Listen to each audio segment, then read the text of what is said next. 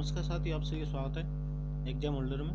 तो दोस्तों चलिए आज देखते हैं भारत जीके की नेक्स्ट वीडियो। बहुत ही इंपॉर्टेंट क्वेश्चन है दोस्तों, और इसमें 50 क्वेश्चन कराएंगे। सभी वीडियो को ज़्यादा से ज़्यादा शेयर करें, लाइक करें, कमेंट करें दोस्तों। प्लीज़ सपोर्ट करें अपने भाई की। इससे क्या है दोस्तों, थोड़ा हमको भी मोटिवेशन मिलेगा। और दोस्तों ज़्यादा से ज़्यादा सपोर्ट करें, चैनल को सपोर्ट करेंगे जब भी ग्रोथ करेगा दोस्तों। तो चलिए स्टार्ट करते हैं बगैर किसी देरी के। पहला क्वेश्चन है, कल दोस्तों 50 क्वेश्चन की वीडियो हो चुकी है, ये अगली है। तो आज इसमें 50 क्वेश्चन देखेंगे, टोटल 100 क्वेश्चन हो जाएंगे। या 400-500 क्वेश्चन की सीरीज चलेगी, फिर उसके बाद में चेंज कर देंगे। तो चलिए स्टार्ट करते हैं 51 नंबर से। अर्थशास्त्र में नोबेल पुरस्कार पाने वाले प्रथम भारतीय कौन थे? जल्दी जल्दी करेंगे दोस्तों, याद करते चलें, आपका टाइम ज़्यादा भी नहीं रहेगा और रिविजन होगा बहुत अच्छा वाला। तो चलिए देखते हैं, अर्थशास्त्र के क्षेत्र में नोबेल पुरस्कार पाने वाले प्रथम भारतीय कौन थे? तो कौन थे? यह थे अर्थशास्त्र के क्षेत्र में थे दोस्तों अमर्त्य सेन। अमर्त्य सेन को कब मिला था? अमर्त्य सेन को मिला था 1998 में। 1998 में इकोनॉमी के क्षेत्र में। चलिए अगला क्वेश्चन देखते हैं। भारत के प्रथम सिख प्रधानमंत्री कौन थे? भारत के प्रथम सिख प्रधानमंत्री कौन थे? तो कौन थे? ये हो जाएंगे डॉक्टर मनमोहन सिंह। डॉक्टर मनमोहन सिंह कांग्रेस से प्रधानमंत्री थे। चलिए अगला क्वेश्चन देखते हैं। नोबेल पुरस्कार प्राप्त करने वाली प्रथम भारतीय महिला कौन थी? नोबेल पुरस्कार प्राप्त करने वाली प्रथम भारतीय महिला कौन थी? तो कौन थी? ये हो जाएगी मदर टेरेसा जी। कौन? मदर टेरेसा जी। इसे बेसहारा लोगों के लिए इसने काम किया था, इसलिए इसे 1979 में 1979 में नोबेल पुरस्कार मिला था। चलिए अगला क्वेश्चन देखते हैं। भारत रत्न प्राप्त करने वाली पहली महिला कौन थी? वो दोस्तों नोबेल था, यह भारत रत्न है। भारत रत्न प्राप्त करने वाली पहली महिला कौन थी? तो कौन थी? यह थी श्रीमती इंदिरा गांधी जी। इंदिरा गांधी जी 2 बार भारत की प्रधानमंत्री बन चुकी हैं और वे भारत की पहली महिला प्रधानमंत्री थी। चलिए अगला क्वेश्चन देखते हैं। प्रथम महिला चिकित्सक कौन है? प्रथम महिला चिकित्सक कौन है? तो कौन है दोस्तों? जल्दी अपना आंसर कमेंट बॉक्स में दें और वीडियो को अंत तक देखें और ज़्यादा से ज़्यादा शेयर करें। यह वीडियो आपके लिए बहुत ही इंपॉर्टेंट है और एंड तक बने रहें दोस्तों, अपने दोस्तों के साथ शेयर कर दें। तो चलिए देखते हैं कौन थी इसमें कादम्बिनी गांगुली। कौन थी भारत की पहली महिला चिकित्सक? कादम्बिनी गांगुली थी। चलिए अगला क्वेश्चन देखते हैं। राष्ट्रीय ध्वज तिरंगे में तीनों क्षैतिज पट्टियां किस अनुपात में हैं? राष्ट्रीय ध्वज तिरंगे में यानी भारत के झंडे में तीनों क्षैतिज पट्टियां जो किस अनुपात में हैं? किस अनुपात में? यह अनुपात है 1:1:1। किस अनुपात में? 1:1 अनुपात में हो जाएगी। चलिए अगला क्वेश्चन देखते हैं। राष्ट्रीय ध्वज तिरंगे का गहरा केसरिया रंग क्या दर्शाता है? राष्ट्रीय ध्वज तिरंगे का गहरा केसरिया रंग क्या दर्शाता है? तो क्या दर्शाता है? यह दर्शाता है ताकत और साहस का प्रतीक। ए ऑप्शन हो जाएगा, ताकत और साहस का प्रतीक। चलिए अगला क्वेश्चन देखते हैं। राष्ट्रीय ध्वज तिरंगे में सबसे ऊपर कौन सा रंग है? राष्ट्रीय ध्वज तिरंगे में सबसे ऊपर कौन सा रंग है? सबसे ऊपर कौन सा रंग हो जाएगा? यह हो जाएगा गहरा केसरिया रंग। कौन सा? गहरा केसरिया रंग हो जाएगा। चलिए अगला क्वेश्चन देखते हैं। राष्ट्रीय ध्वज तिरंगे में बीच में कौन सा रंग है? राष्ट्रीय ध्वज तिरंगे में बीच में कौन सा रंग है? तो कौन सा रंग है? इसमें सफेद रंग है बीच में, और बीच में क्या है? 24 तीलियां जो 24 घंटे प्रगति की ओर संकेत करती हैं। चलिए अगला क्वेश्चन देखते हैं। राष्ट्रीय ध्वज तिरंगे में सबसे नीचे कौन सा रंग है? राष्ट्रीय ध्वज तिरंगे में सबसे नीचे कौन सा रंग है? तो कौन सा रंग है सबसे नीचे? हरा रंग हो जाएगा। कौन सा? हरा रंग हो जाएगा। तो दोस्तों वीडियो को ज़्यादा से ज़्यादा शेयर करें और सपोर्ट बनाए रखें दोस्तों, वीडियो अंत तक देखें, बहुत ही महत्वपूर्ण है। अगला क्वेश्चन देखते हैं। राष्ट्रीय ध्वज की लंबाई चौड़ाई का अनुपात क्या है? राष्ट्रीय ध्वज की लंबाई और चौड़ाई का अनुपात क्या है? तो क्या अनुपात है? 3:2। क्या हो जाएगा? 3:2 हो जाएगा। और इसका दोस्तों कभी कभी पलट के भी पूछ लेता है चौड़ाई अनुपात लंबाई का, तो 2:3 हो जाएगा। चलिए अगला क्वेश्चन देखते हैं। राष्ट्रीय ध्वज तिरंगे का सफेद पट्टी किस बात का संकेत करती है? राष्ट्रीय ध्वज तिरंगे की सफेद पट्टी किस बात का संकेत करती है? तो किस बात का संकेत करती है? यह करती है शांति और सत्य का। इसका शांति और सत्य का। सी ऑप्शन हो जाएगा। चलिए अगला क्वेश्चन देखते हैं। राष्ट्रीय ध्वज तिरंगे का हरा रंग क्या दर्शाता है? राष्ट्रीय ध्वज तिरंगे का हरा रंग क्या दर्शाता है? तो क्या दर्शाता है दोस्तों? यह दर्शाता है विकास और उर्वरता को। क्या? विकास और उर्वरता को। बी ऑप्शन हो जाएगा। चलिए अगला क्वेश्चन देखते हैं। जल्दी जल्दी करेंगे दोस्तों, 50 क्वेश्चन तुरंत ही हो जाएंगे, सभी एंड तक बने रहें। वीडियो को लाइक करें दोस्तों, थोड़ी सपोर्ट करें। राष्ट्रीय ध्वज तिरंगे के चक्र में कितनी तीलियां हैं? राष्ट्रीय ध्वज के चक्र में कितनी तीलियां हैं? तो कितनी है? ये 24 तीलियां हैं। कितनी है? 24 तीलियां। सी ऑप्शन हो जाएगा। चलिए अगला क्वेश्चन देखते हैं।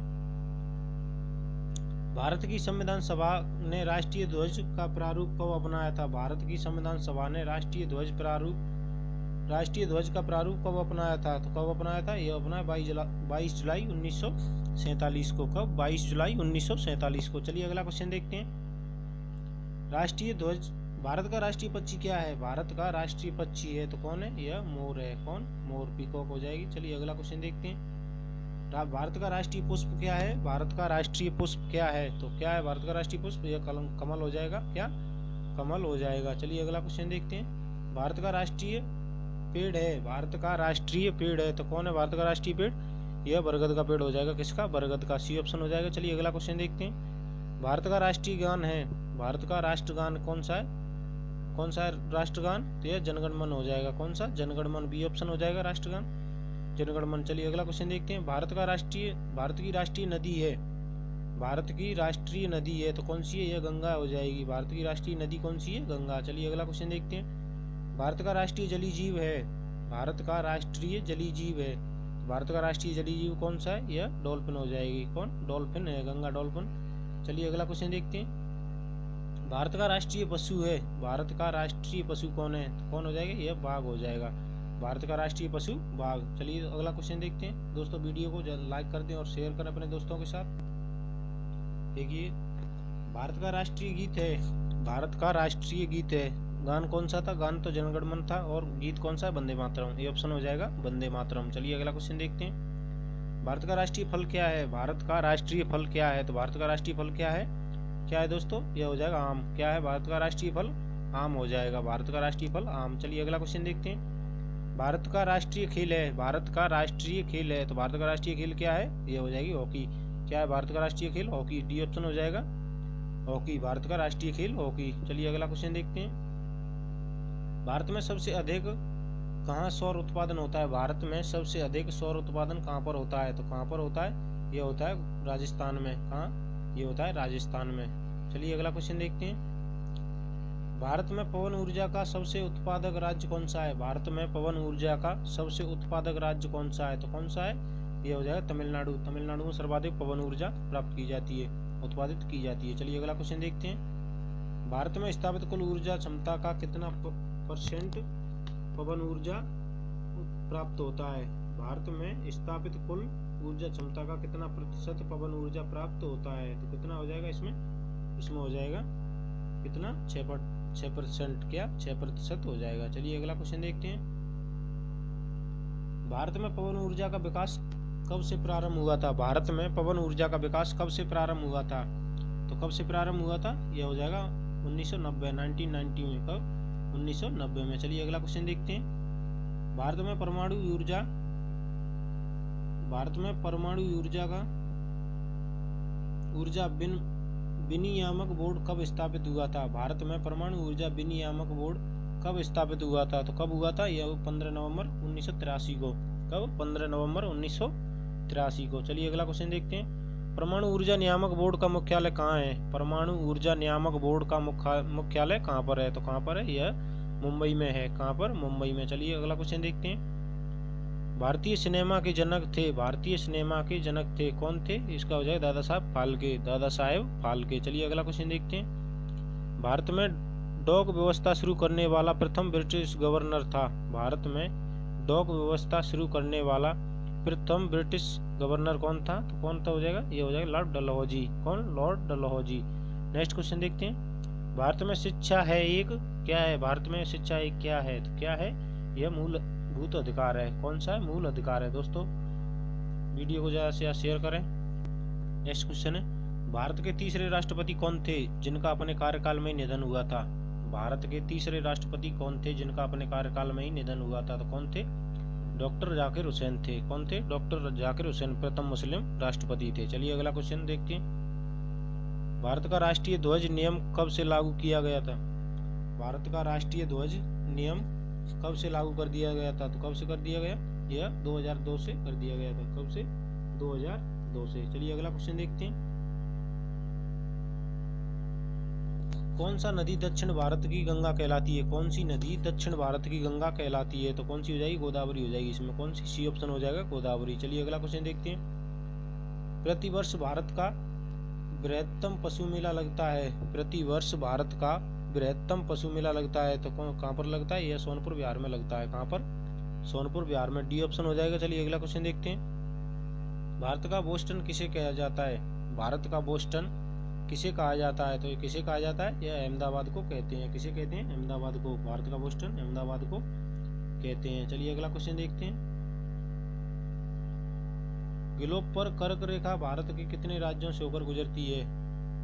ग्लोब पर कर्क रेखा भारत के कितने राज्यों से होकर गुजरती है? तो कितने राज्यों से? यह 8 राज्यों से होकर गुजरती है। गुजरात, राजस्थान, मध्य प्रदेश, छत्तीसगढ़, झारखंड, पश्चिम बंगाल, त्रिपुरा और मिजोरम। 8 राज्यों से होकर गुजरती है। गुजरात, राजस्थान, मध्य प्रदेश, छत्तीसगढ़, झारखंड, पश्चिम बंगाल, त्रिपुरा और मिजोरम। 8 राज्य हो गए दोस्तों। यह क्रम वाइज है सब के सब। गुजरात से स्टार्ट होकर के द्वारा सुनिए। गुजरात, राजस्थान, मध्य प्रदेश, छत्तीसगढ़, झारखंड, पश्चिम बंगाल, त्रिपुरा और मिजोरम। अगला क्वेश्चन देखते हैं। भारत में निम्न में से किस राज्य में पुरुषों की संख्या स्त्रियों से कम है? भारत में निम्न में से किस राज्य में पुरुषों की संख्या स्त्रियों से कम है? तो वह कौन सा है? यह केरल है। केरल में स्त्रियों से कम संख्या है पुरुषों की। ऐसा भी राज्य देख लो।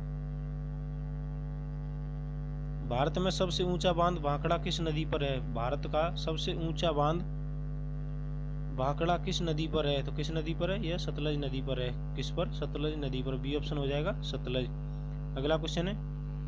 भारत की पहली आयरन स्टील कंपनी कहाँ स्थापित की थी? भारत की पहली आयरन स्टील कंपनी कहाँ स्थापित की थी? कहाँ पर की थी? तो यह जमशेदपुर में की थी। जमशेदजी टाटा के द्वारा। किसने की थी? जमशेदजी टाटा के द्वारा जमशेदपुर में की गई थी। चलिए अगला क्वेश्चन देखते हैं। भारत का कौन सा राज्य शक्कर का कटोरा कहा जाता है? भारत का कौन सा राज्य चीनी का कटोरा कहा जाता है? तो कौन सा कहा जाता है? यह उत्तर प्रदेश को कहते हैं। किसे कहते हैं? उत्तर प्रदेश को कहते हैं। चलिए अगला क्वेश्चन देखते हैं। भारत में कितने राष्ट्रीय राजमार्ग हैं? भारत में कितने राष्ट्रीय राजमार्ग हैं? तो कितने? यह 228 हैं। कितने? 228। डी ऑप्शन हो जाएगा 228। चलिए अगला क्वेश्चन देखते हैं। भारत का एकमात्र स्थान जहां टिन पाया जाता है? भारत का एकमात्र स्थान जहां टिन पाया जाता है तो कौन सा है? यह हजारीबाग हो जाएगा। कौन सा? हजारीबाग हो जाएगा। चलिए अगला क्वेश्चन देखते हैं। वह नदी घाटी जिसे भारत का रूर के नाम से पुकारा जाता है कौन सी है? वह कौन सी नदी घाटी जिसको भारत के रूर के नाम से पुकारा जाता है? तो कौन सी हो जाएगी? यह हो जाएगी दामोदर नदी। कौन सी? दामोदर नदी। बी ऑप्शन हो जाएगा। चलिए अगला क्वेश्चन देखते हैं। भारत में किस राज्य को भारत का खाद्यान्न भंडार के रूप में जाना जाता है? भारत में किस राज्य को भारत का खाद्यान्न भंडार के रूप में जाना जाता है? तो कौन सा राज्य हो जाएगा? यह पंजाब हो जाएगा। कौन सा हो जाएगा? पंजाब हो जाएगा। दोस्तों सेकंड लास्ट क्वेश्चन है।